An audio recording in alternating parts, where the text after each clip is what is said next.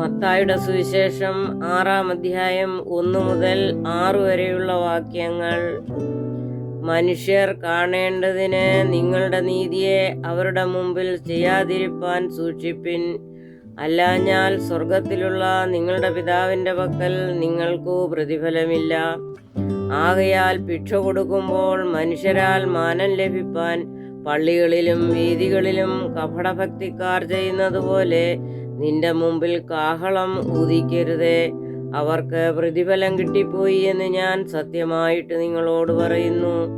നീയോ ഭിക്ഷ കൊടുക്കുമ്പോൾ നിന്റെ ഭിക്ഷ രഹസ്യത്തിലായിരിക്കേണ്ടതിനെ വലം കൈ ചെയ്യുന്നത് എന്ത് എന്ന് ഇടം കൈ അറിയരുതേ.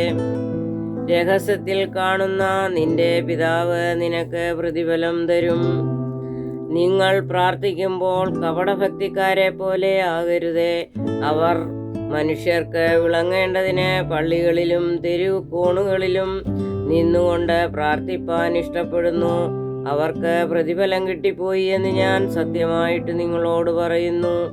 നീയോ പ്രാർത്ഥിക്കുമ്പോൾ അറയിൽ കടന്ന് വാതിലടച്ച് രഹസ്യത്തിലുള്ള നിന്റെ പിതാവിനോട് പ്രാർത്ഥിക്ക.